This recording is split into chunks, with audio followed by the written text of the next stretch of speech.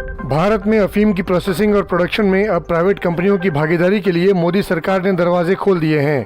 भारत सरकार ने पहली बार किसी कंपनी को अफीम प्रोसेसिंग का ठेका दिया है। बजाज हेल्थ केयर देश की पहली ऐसी कंपनी बन गई है जिसे अफीम की प्रोसेसिंग का काम सौंपा गया है।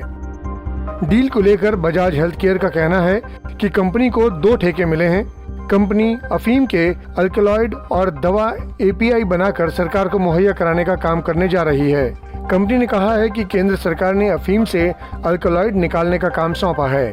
कंपनी अल्कलॉइड प्रोसेस कर सरकार को सौंपेगी, फिर उसे फार्मा कंपनियों को सौंपा जाएगा।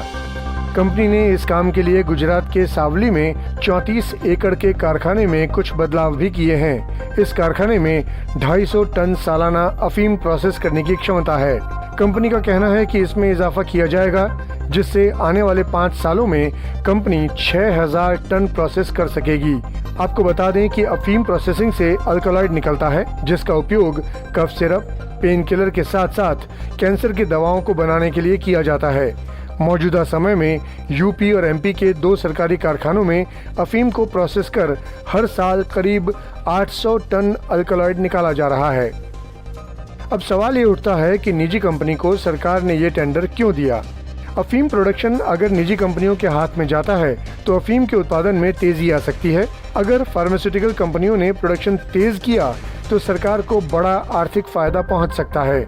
एक अनुमान के मुताबिक आने वाले कुछ सालों में कंपनी 6000 टन प्रोसेस कर सकती है। मॉर्फिन और कोडीन जैसे अलग अलग अल्कलॉइड के प्रोडक्शन को भी बढ़ावा मिल सकता है। हालांकि इन सब के बीच सरकार के पास सबसे बड़ी चुनौती ये होगी कि कैसे अफीम की खेती की मॉनिटरिंग की जाए।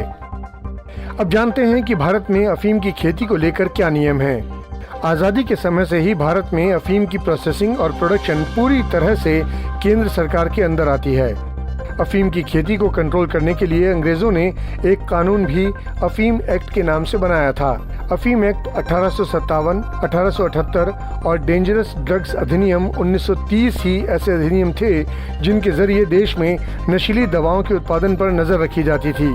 अफीम की खेती और अफीम की processing narcotics, drugs and psychotropic substance act के नियमों के तहत होती है। भारत में अफीम की खेती और इसे बेचने की इजाजत सबको नहीं दी जा सकती है, क्योंकि ये बेहद खतरनाक ड्रग है जो इंसान की चेतना पर असर डाल सकती है। मेडिकल साइंस भले ही इसे दवाइयों के तौर पर देखे, लेकिन अगर इसके खुले इस्तेमाल की इजाजत दे दी जाए तो पूरी पीढ़ी इसकी जद में आ सकती है। ये बेहद तीखे किस्म का निश्चेतक है, इसलिए एनडीपीएस एक्ट के तहत भी इस पर नजर रखने की जरूरत है। केंद्र सरकार हर साल लाइसेंस नीति तय करती है। भारत में अफीम की खेती 15वीं शताब्दी से होती रही है। जब मुगल साम्राज्य का पतन हो रहा था तब ब्रिटिश ईस्ट इंडिया कंपनी ने अफीम की खेती पर एक अधिकार कर लिया था। आम किसानों से अफीम की खेती का अधिकार छीन लिया गया था। अफीम का पूरा व्यापार 1873 तक सरकारी नियंत्रण में आ गया था।